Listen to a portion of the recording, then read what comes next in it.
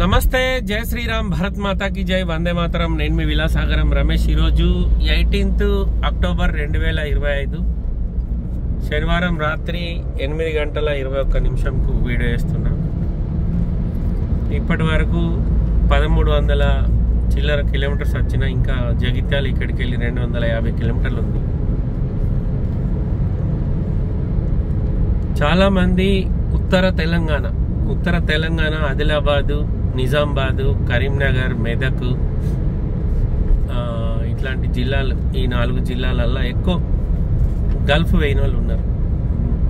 మా ఫ్యామిలీలో కూడా 4-5 వేరు.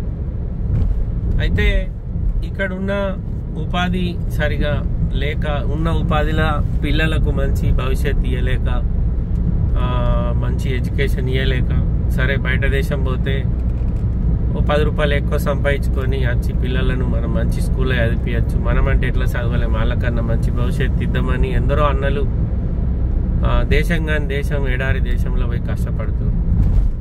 పోయేటప్పుడు ఇక్కడ మన కుటుంబ సభ్యులకు ఇక్కడ ఏదైనా చిన్న చిన్న అవసరాలు ఉంటే మీరు చూసుకోరు, ఏదైనా మేజర్గా ఉంటే నాకు ఎప్పుడు నేను అక్కడి నుంచి మీకు డబ్బులు పంపించి నేను అడ్జస్ట్ చేస్తాను. కొంతమంది తండ్రులేమో బిడ్డల పెళ్లిళ్ళ కోసం అక్కడనే కొన్ని సంవత్సరాల జీవితం ఖరాబ్ చేసుకున్న వాళ్ళు కూడా ఉన్నారు. 20 ఏళ్ళు 30 ఏళ్ళు రాకుండా పిల్లల భవిష్యత్తు వాళ్ళు మంచిగా ఉండాలని అక్కడనే ఉండి వాళ్ళ చదువు, వాళ్ళ పెళ్ళిళ్ళు, వాళ్ళ పేరెంటాలు, వాళ్ళ బిడ్డలు, కొడుకులు, వాళ్ళ పిల్లలకు కూడా సేవ చేసిన తండ్రులు ఉన్నారు. ఇంటికి పెద్దోడు అన్న అయితే తల్లిదండ్రులు కొంచెం ఏజ్డ్ పర్సన్స్ అయితే ఇంటి పెద్దోడు బాధ్యత తీసుకొని ఇండియా నుంచి గల్ఫ్కి పోయి అక్కడ కష్టపడి అక్కడి నుంచే డబ్బులు పంపిస్తే ఇక్కడ అమ్మ నాన్న చెల్లెలకు పెళ్లిళ్ళు చేసిన వాళ్ళు ఉన్నారు. కనీసం పెళ్లిళ్ళు అయిపోయిన తర్వాత బాధ్యత తగ్గుద్దేమో, మా చెల్లెలు వాళ్ళ అత్తగారింటి కాడ సుఖపడతారు, వాళ్ళు మంచిగా బతుకుతారు, ఇక నాకు టెన్షన్ ఫ్రీ అయిపోయింది, నేనన్నా ఇండియాకి పోయి నేను కూడా పెళ్లి చేసుకొని ఇంకా నేను కూడా ఇంత సెటిల్ అయిపోతాను అనుకునే సందర్భంలో పెళ్ళి అయిపోయిన ప్రతి ఒక్క అక్క చెల్లెలు, తప్పుగా అనుకోకరి, నా వీడియోలు చాలా మంది గల్ఫ్లో ఉన్న వాళ్ళు చూస్తారు, అందుకే వీడియో చేస్తున్నాను. మొన్న ఈ మధ్యకాలంలో ఉమ్మడి ఆదిలాబాద్ జిల్లాలో ఒక బ్రదరు అక్కకు పెళ్లి చేసిండు. పెళ్లి అయినాక కూడా అత్తగారింటి వేధింపులు, తమ్మి అక్క ఊకే ఫోన్ చేసి తమ్మి పరిస్థితి ఏం మంచిగా లేదురా, కొంచెం ఆర్థికంగా ఇబ్బందులు ఉన్నాంరా, కొంచెం హెల్ప్ చేయరా అంటే తమ్ముడు తన వంతు సాయంగా ఎంత చేయాలనో అంత చేసిండు. పెళ్ళప్పుడు కట్నం పోసిర్రు, ఆ కట్నం అయిపోయింది, మళ్ళా అత్తగారింటి వేధింపులు. ఆయన అంతకుముందు దుబాయ్ వేయండు, దుబాయ్లో చాలని జీతం, ఇది మనకు వర్కౌట్ కాదు, ఇట్లయితే మనం సెటిల్ కాము అని మళ్ళీ ఆ దేశం నుంచి ఇంకో దేశం పోయి ఇప్పుడిప్పుడే కొంచెం సెటిల్ అవుతుండు. ఇట్లా సెటిల్ అయిండో లేడో ఇక ఇంకొక సంవత్సరం కష్టపడి ఇంటికి పోయి ఏదైనా సంబంధం చూసి నేను కూడా పెళ్లి చేసుకుంటే అక్కకైతే పెళ్ళి అయిపోయింది అనే సంతోషంలో ఉన్న టైంలో ఇక్కడ నుంచి బావ వాళ్ళ అమ్మ నాన్న వీళ్ళు ఫోన్లు చేసి మీరు ఇది ఇవ్వలేదు అది ఇవ్వలేదు అని టార్చర్ పెడితే, యంగ్ ఏజ్ పిల్లగాడు 30 years లోపు ఉంటాయి, అంత వారం కూడా అవుతలే అనుకుంటా, ఒక 4-5 అంతస్తుల మేడ మీద వర్క్ జరుగుతుంది, పోయి అక్కడికి వెళ్ళి దుంకి సూసైడ్ చేసుకొని చనిపోయి. మనం ప్రామిస్గా చెప్తున్నా, ప్రతి ఒక్క మొగోడు మీద ఎంత నవ్వుకుంటా కనబడతాడో లోపల అంత ఏడుతాడు, అంత బాధపడతాడు, అంత కష్టపడతాడు ఫ్యామిలీ కోసం. 100% వాడు పడే కష్టంలో ఫ్యామిలీ నుంచి వానికి 10% సపోర్ట్ కూడా ఉండదు. కొట్టేసి చెప్తున్నాను, ఇది నిజం. ప్రతి ఒక్క మగోని కష్టాన్ని ఫ్యామిలీ ఎంత సింపుల్గా తీసుకుంటుందంటే, వాడు బయట నానా సంకలనాకి రాత్రి వరకు ఇంటికి వచ్చి తినక నిద్ర ఇట్లా పండుకుంటాడో లేడో అట్లా తెల్లారుతుంది. ఆయనకి ఆ రాత్రి పూట కూడా సరైన తృప్తి ఉన్న నిద్ర పట్టదు, ఎందుకంటే ఆలోచించే వరకల్లా రాత్రి అయిపోతుంది, ఆలోచనలతో నిద్ర పోగానే తెల్లారుతుంది. అది మగోని జీవితం. గల్ఫ్ వేయిన వాళ్ళను మనం ఇంటికాడ ఉన్నోళ్ళం, ఇక్కడ ఏదైనా చిన్న చిన్న అవసరాలు ఉంటే 5కో 10కో మనం అడ్జస్ట్ కావాలి. ఊకే అక్కడ ఉన్నోనికి ఫోన్ చేశాడు, మనకోసమే కష్టపడబట్టి, నాకు ఇది పంపు, నాకు అది పంపు, నువ్వు ఐఫోన్ పంపు, నాకు వాచ్ పంపు, నాకు బంగారం తీసుకురా. అది ఏందేమన్నా సాఫ్ట్వేర్ ఎంప్లాయీ జాబ్ అది? 5-6 మాలలకు కింది నుంచి పైదాకా బ్రిక్స్ మొయ్యాలి, సిమెంట్ బత్తాలు మొయ్యాలి. ఆ మధ్యలో రాయలసీమలో ఒక పిల్లగాడు ఒక వీడియో తీసిండు, మా అయ్య నన్ను బడికోర బిడ్డ అంటే నేను బడెగబెట్టి తిరిగిన. అప్పుడు మా అయ్య చెప్తే నేను వినలే, నాకు కొంచెం బల్పు బాగా వినకపోతే ఇప్పుడు నేను ఈ పని చేస్తున్నా. తమ్ముళ్ళు మీరన్నా చదువుకొని ఏదైనా జాబ్ చేసుకోర్రి. ఇప్పుడు ఈ సిమెంట్ బస్తాలన్నీ నేను మూడో ఫ్లోర్కు మొయ్యాలి. నా బల్బ్ అంతా ఇప్పుడు ఇక్కడ వెళ్ళిపోతుంది అని ఒక వీడియో చేసి. నిజం, అది వాస్తవం. ఒక మనిషి ఒక కుటుంబాన్ని వదిలి సప్త సముద్రాలు దాటిపోయి అక్కడ ఎక్కడనో ఎడారి రాజ్యంలో కుక్క సాగు ఎత్తే మనం ఇక్కడ నుంచి ఒక వాట్సాప్ కాల్ చేసి నాకు వాళ్ళని అత్తే నాకు ఖర్జూర పండ్లు పంపవా, బాదం పలుకులు పంప, ఇక్కడ దొరకయా, ఇక్కడ కరువు కాలిపోయినాయి, అక్కడ ఎక్కువ రేటు అంత మళ్ళా సర్కిల్ కూడా గస ఉంటాయి, చుట్టపొల్లు కూడా గస ఉంటాయి. రాంగ బాటిల్ తీసుకురావాయి, ఆ ఫ్యాక్టరీ ఆయనకు ఉంది, అక్కడ బాటిల్ పట్టుకొని వస్తాడు. తృప్తిగా ప్రేమగా బిడ్డ ఒక తల్లి తప్ప ఎవడు కూడా అడగడు. పెళ్ళం అడగది, పోరాడు ఎవడు అడగడు. ఒక తల్లి మాత్రమే అడుగుతుంది, నాన్న తిన్నవారా, టైంకు తిని బిడ్డ, నీ ఆరోగ్యం జాగ్రత్త, ఒకే ఒక తల్లి అడుగుతుంది. మిగతా వాళ్ళంతా ఆడేం సంపాదిస్తుండో, అదేం సొమ్ము తిందో, వాడి రాంగ్ ఏం తేవాలి, ఇవే లిస్ట్ చెప్తారు. అందుకే అంతకుముందు కూడా ఇండియాకి వస్తే అందరికి ఫోన్లు చేస్తుండే, ఇప్పుడు ఓన్కి ఫోన్ చేస్తలేడు. చక్క ఫ్లైట్ ఎక్కుతుండు, ఇంటికి వీక్తుండు, పండగ చేసుకుంటూ 2 నెలలు ఉంటుండు. మళ్ళీ సపరేట్ ఓన్కి చెప్తలేడు పోయేటప్పుడు కూడా. ఎప్పుడు వచ్చినవరా అంటే కలిసినప్పుడు చెప్తుండు, అన్న నిన్న నచ్చిన మొన్న నచ్చిన, ఏమైందిరా చెప్పలేదంటే అర్జెంటుగా వచ్చిన ఎమర్జెన్సీ ఉండే అని చెప్తుండు. అట్లా అయిపోయింది సిచ్యువేషన్. ఎందుకంటే అత్తున్నా అంటే వీళ్ళు ఏం చెప్తారు అని భయానికి. అరే మన కోసమే కదా ఇక్కడ వర్కౌట్ అవుతలేదు. ఇక్కడున్న ఏదైతే వనరులు ఉన్నాయో మనం చేసుకొని బతకడానికి, వాటి వల్ల మనం డెవలప్ కామని కుటుంబాన్ని వదిలేసి అక్కడ పోయి ఇవాళ అక్కడ సెప్టిక్ ట్యాంక్ కడుగుతుండా, బాత్రూమ్లు కడుగుతుండా, బండలు మోతుండా, సలాక కొడుతుండా. మీకేం తెలుస్తుంది చెప్పు, మీ కొడుకు చేసే పని. ఏసీ రూమ్లో కూర్చునేట్టు లక్షల జీతం ఇస్తుంది అనుకుంటున్నా బయట దేశం. గుడ్డు సాకిరి 12 గంటలు పొద్దున 6 నుంచి సాయంత్రం 6 దాకా కుక్క లెక్క పని చేయాలి. అంత వ్యవస్థలా అంత పెద్ద ఖర్చు పెట్టుకొని మనం ఇక్కడ నుంచి అక్కడికి పోతే ఎంతమంది సక్సెస్ అవుతారు? 190 మంది నష్టపోతే 10 మంది సక్సెస్ అవుతారు. ఆ 10 మందిని చూసి ఇక్కడ 1000 మంది ఖరాబ్ అవుతారు. పాలనోడు దుబాయ్ పోయి బాగా సంపాదించింది, బంగ్లా కట్టిండు. ఈ 1000 మంది పోతే మళ్ళీ వాళ్ళకి వెళ్ళి 100 మందే సక్సెస్ అవుతారు. వాళ్ళు ఎన్ని సవాళ్ళు ఇండియాకి వస్తున్నాయి, అక్కడికి వెళ్ళి ఎంతమంది చచ్చిపోతారు.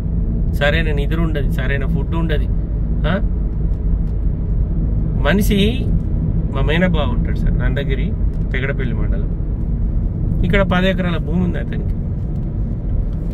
2 కొడుకులు 1 బిడ్డ. అందరికి పెళ్లిళ్ళు అయిపోయినాయి. ఆయన దొరబాబులు ఎక్కడ ఒడ్డు మీద కూర్చొని పని చేయించుకొని బతకచ్చు. అయినా కానీ గల్ఫ్ పోయింది. ఏం పనికి? లేబర్ పని.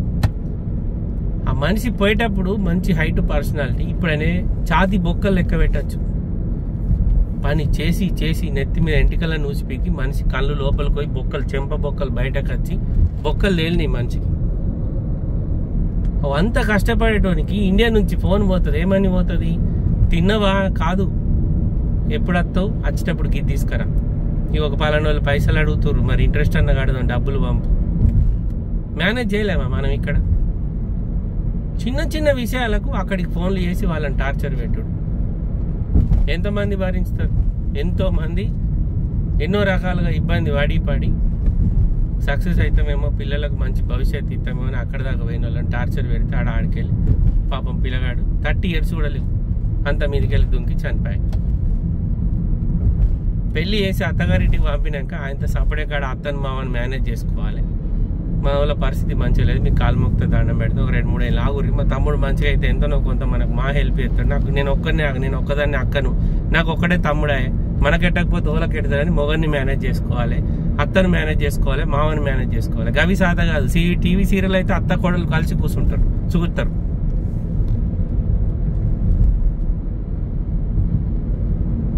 ఏం జనాలు తయారయ్యారు. రోజుకి ఎంతమంది గల్ఫ్లో ఎన్ని రకాలుగా ఇబ్బందులు పడుతున్నారు మీకేం తెలుస్తుంది? రంగురంగుల భవనాలు చూసి పెద్ద అది ఏమనుకుంటారు దాన్ని? ఇంద్రభవన వేరు, మా వాళ్ళు స్వర్గానికి వేరు అనుకుంటారు. ఎంత టార్చర్ ఉంటుంది తెలుసా ఆడ. 2013లో విజిట్ వీసాలా పోయినా నేను, మా అన్నయ్య పంపిస్తే. ఉండలేకపోయినా, అంత భయంకరంగా ఎండ ఉంటుంది ఆడ. మామూలు ఎండ కాదు, 50 పైన డిగ్రీలు. ఈ ఢిల్లీలో 40, 42, 43కే పనిని దడుతుంది, అంత చెమట కారుతుంది. ఫోన్ హీట్ అయ్యి వీడియో తీయరాదు. అరే వాడు మన కుటుంబాన్ని డెవలప్ చేయడానికి మనల్ని అందరిని వదిలేసి అక్కడికి అయినోనికి ప్రేమగా భార్య అయినా తండ్రి అయినా పిల్లలైనా ప్రేమగా మాట్లాడాలి. అవన్నీ పక్కకెట్టి అప్లోడ్ ఇంటికి వచ్చిందని లేకపోతే గెట్ కాడ గొడవ అయిందని ఏదో ఒక రకంగా అక్కడ ఉన్నోనికి ఇక్కడ వార్తలు చేరవేసి వాళ్ళ మనసు గాయపరచుడు తప్ప పనికొచ్చే పని అయితే లేదు మనలో. సూసైడ్ చేసుకోకపోతే ఏం చేస్తారు పోరాలు పాపం. ఇక ఈ జీవితం గింత ఎంత చేసినా వేస్తే సపడేగా చచ్చిపోయింది నేను దరిద్రం బిగుతుంది ఆయన ప్రాణం తీసుకుంటాను. ఎంగు పిల్లగాడు ఆదిలాబాద్ జిల్లా గుట్టిగా చచ్చిపోయి ఖతార్లో 3 అంతస్తులో 4 అంతస్తులో మేడ మీకెళ్ళి దుంకి చచ్చిపోయి. ఏం చూసిండు ఆయన? ప్రపంచం ఏం తెలుసు ఆయన? చిన్న వయసులోనే బాధ్యతలు మీద పడ్డాయి, కుటుంబాన్ని వదిలేసి బయట దేశం పోయింది. సక్సెస్ అయితే ఇంకా మంచిగా బతకచ్చని కాలే, ఫెయిల్ అయింది. ఫెయిల్ అయినా కానీ నిలబడ్డాడు, కష్టపడుతుండు, పని చేసుకుంటుండు. కానీ మన వాళ్ళు ఇక్కడ నుంచి పెట్టే టార్చర్ ఎక్కువ అయింది. ఇంకా ఎప్పుడైనా మన కుటుంబ సభ్యులు ఎవరైనా మన ఇల్లిడ్స్ పెట్టి బయటకు పోతే 2 ముక్కలు ప్రేమగా ఆప్యాయంగా పలకరించారు. అంతకు మించి మీ అయ్యవ ఆస్తి తీసుకొచ్చి ఇచ్చే అవసరం ఏమి ఉండదు. ఆ 2 మాటలల్లో ఆడు కూలై పీక్తాడు. మన గవేడ సాధన అయితే కొంతమంది మహానుభావురాలు ఉంటారు, నువ్వు నాకేం పెట్టినావు అంటారు జీవితకాలం మొత్తం. నువ్వు ఎప్పుడైనా నాకేమైనా ఇదిగోని ఇచ్చినావు నాకు అది. మళ్ళీ బీరువా ఓపెన్ చేస్తే బీరువా నిండా సీరలే ఉంటాయి, కట్టింది కట్టరు.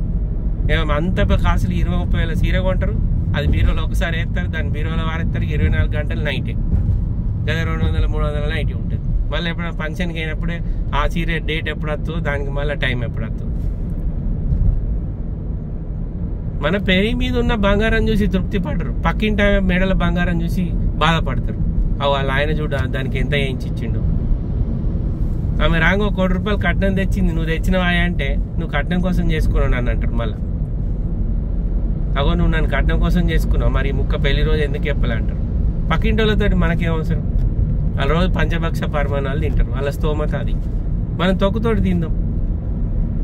గంజితోటి తిన్న రోజులు మర్చిపోయిరా అందరు, గడక గంజి. ఇప్పుడు అందరికి బాస్మతి రైస్ కావాలి. మన పరిస్థితి ఎట్లుందో అవసరం లేదు, కానీ బాస్మతి రైస్ అయితే కావాలి నోట్లకు. ఎవరన్నా మీ ఫ్యామిలీ మెంబర్స్లల్లా గల్ఫ్లో ఎవరైనా కష్టపడేటోళ్ళు ఉంటే వాళ్ళని ఇబ్బంది పెట్టకూడదు. ఇప్పుడే ఒక అన్న ఫోన్ చేసి ఒక 5 నిమిషాలు మాట్లాడింది నాతో. అన్నకి ఇది పరిస్థితి అని. సరే అన్న నేను ఒక వీడియో చేస్తాను చెప్పి.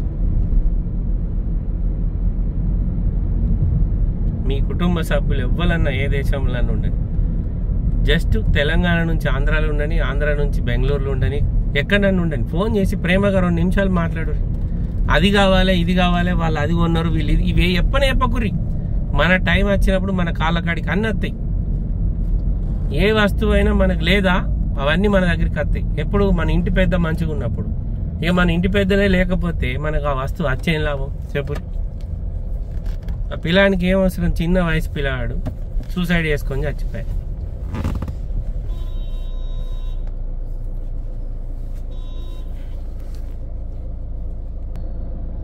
ఎందుకు ఆయన ఫోన్ చేసి స్టోరీ చెప్తే నాకే బాధ అనిపించింది. వాస్తవమే కదా సార్, మనిషి రేపు చచ్చిపోతా అనేదా కష్టపడతాడు. వెనుకకు తిరిగి చూస్తే ఆడు సుఖపడ్డ రోజులే ఉండే. అది ఇప్పుడున్న జనరేషన్ లెక్క. ఏమన్నా తప్పు మాట్లాడితే సారీ సార్. మళ్ళొకసారి అందరికీ జై శ్రీరామ్, భరత్ మాతాకి జై, వందే మాతరం, జై హింద్.